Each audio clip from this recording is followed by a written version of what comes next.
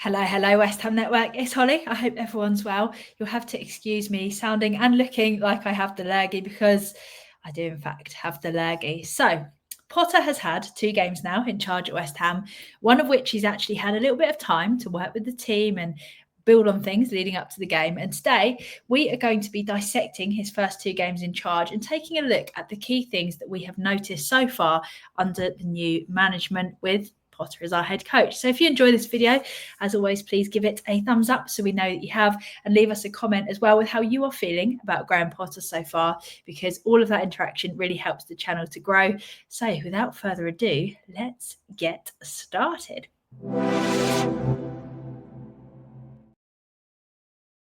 First thing that I'm going to bring up is giving the youth a chance. So we have been playing Scarra and he's been doing well under us, which is really exciting to see.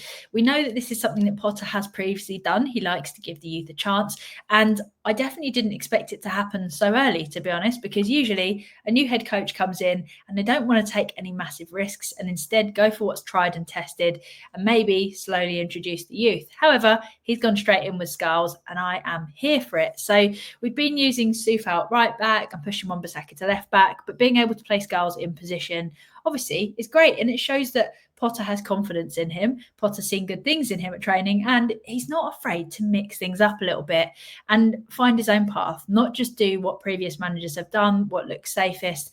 And I think that that's a brilliant thing, because it's actually going to give us opportunities to give people a chance on what they can do on the pitch, get that mentality going a little bit of, if you put in the work, you can get your chance, whether you're an old player that's fallen out of favour, whether you're a new player that's trying to work their way into the team.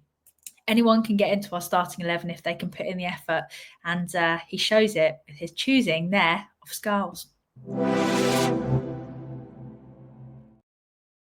Talking about Scarra, we need to just say he's an absolute baller. He's done really well. He stepped in at left back and he's shown why he's been spoken about as one of the players that will work their way hopefully into the side, and obviously the one who's going to follow Emerson, or perhaps even replace Emerson if he plays really well, while Emerson hasn't been up to scratch and fit to play.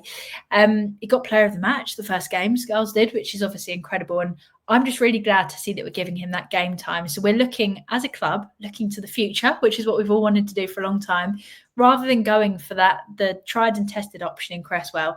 And again, Scarra's so eager to get on the ball. He wants to get forward with it. He's made some tackles, last-ditch tackles. Even when he's been caught out, you see him getting back and putting in a shift to try and recover that. And I think that's the mentality we need to be building as a squad. In fact, in the first game, I think they were saying in the commentary that some of the other teams, the other players, had told Scarra to just like calm it down a little bit. But it shows how eager he is, and this is going to foster that mentality of needing to work hard and fight as a team. So I bloody love it. Oh. Press that very well, did I? So the next point that we're going to talk about is that players actually are looking accountable. Another thing that we've been dying to see at West Ham.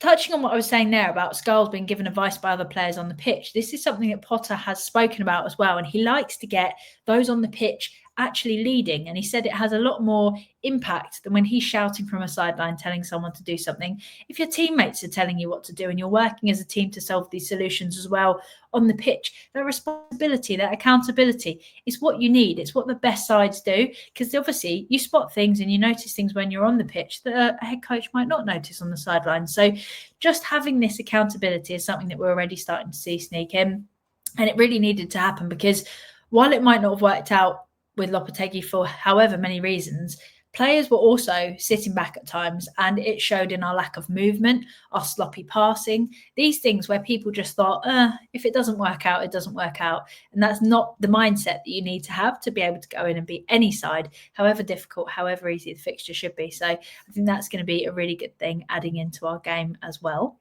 Now, we are also a lot more structured. We've already got discipline within our positions a little bit better, and we're working as units. And this is another aspect of Potter's game that I spoke about before, where he'll push a player forward, we'll suddenly have 5 up front in attack, he'll drop one back to have 5 defending when we're out of position and we're getting attacked. And on top of that, we're playing out from the back and we're looking calm while we're doing so. We're playing in nice little triangles. We're not just panicking and hoofing the ball.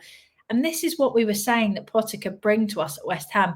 It's nothing fancy, it's nothing exciting, it's stability. It brings us back to the basics of what you need to do as a football team to play good, solid football that will get you points. And obviously, there are elements of our game to work on, defence being one of them, which we'll touch on shortly. But it's just showing that we are making improvement in the areas that we need to. And I think there's a lot of positives to be taking from recent games.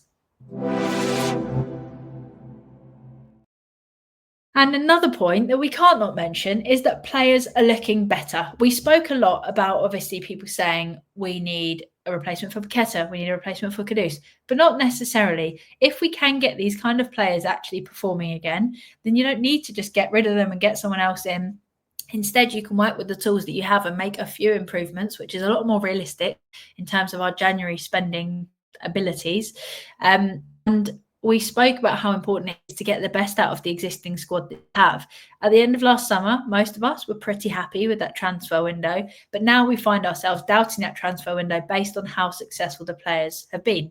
But the question is, was it that we didn't sign the right people, or was it that we've not been able to utilise very talented players? Because we've said time and time again, we have a great squad, we have a talented squad. Before some injuries and some players really not hitting the ground running, we did have squad depth. Based on that, that sounds, if you were to put that on paper, take every emotion as a West Ham fan out of it, that sounds like you're not getting the most out of those players. And you can certainly say that for a few players like Paqueta, who at times have been our most exciting players. And now we look at them like, oh, do we really want to start them? But we are seeing clear improvements in the players, and Paqueta is scoring again. Alvarez has been making some important tackles. There's just more urgency across the park, and I think that is what is so good to actually see is changing. Now we need to talk about the thing that's probably most obvious. We need a striker. So Fulkrug's injury has just cemented the fact even further, in case we didn't already know, that we need a striker more desperately than ever before. We literally have got Danny Ings left. So there's just going to have to be a huge focus on that this month. We've spoken about potential approaches for Duran. So we know that we are trying to make inroads in terms of some signings. Doesn't sound so far like we've actually got anywhere. Sorry if you just heard a baby monitor trying to record whilst the baby sleeps. Doesn't look like she is sleeping. However, hats off to Danny Ings. He pressed really well and he helped us to score last night and did what needed to be done. And I think when you find yourself in a position like this, and again, it comes back to that mentality of believing that you can do anything. It doesn't matter if you need a striker. If we can all pull together in the right direction, we can still make goals happen. We can still make build-up play happen. There's no reason that we can't. And I don't actually think there's a better manager in the Premier League in terms of mentality and the psychology behind a team to make you believe that you can actually do good things. And that's what I'm hoping we're going to be able to see. And another point, touching on that, is that we just need to be a little bit more resilient. When we concede, it feels almost inevitable that we're going to concede again. And obviously, Potter needs more time to work with the team for us to be able to knock this out of our game. But we just change the intensity with which we're playing at. We look shaky. We suddenly look scared. We all suddenly become out of position, which again, Potter seems to have us in a decent formation, sticking to that pretty well.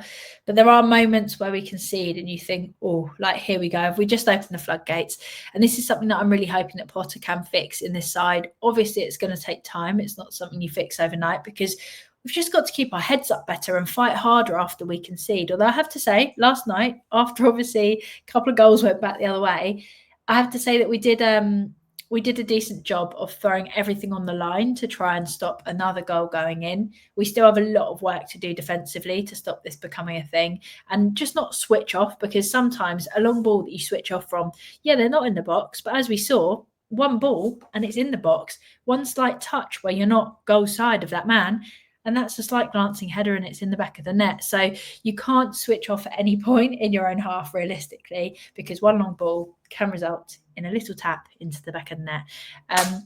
Defensively, there's no arguing that there is still work to be done, but I feel positive. My main point is that we look better. We are scoring goals. We want the ball. Our movement is better. We look more organised. We just look up for it and we're enjoying it as well, which has not been the case for a while. So am I excited to see what the coming months hold under Potter? Absolutely. We've been speaking for weeks about how he could potentially stabilise this team. And I think this is what we're beginning to see. He's making us do the basics, and then we're going to be able to build from there. But first, we just need to do the basics. And it's what we were saying under Lopetegui as well. We need to bring it back, simple it up, and then gradually introduce new things to our game, switch it up based on the opponent, whatever that is, but just bring it back to basics. So there you have it. Those are my key takeaways 2 games into Potter's reign. Ultimately, injuries have cost us, but the shape is looking better, and so is the way that we're playing. We're seeing smiles again from players and from fans, and I'm definitely feeling a lot more happy and excited and wanting to watch the West Ham games and not just dreading another performance where you're not sure what you're going to see. And that says a lot. So I think we've got a positive rest of the season ahead of us.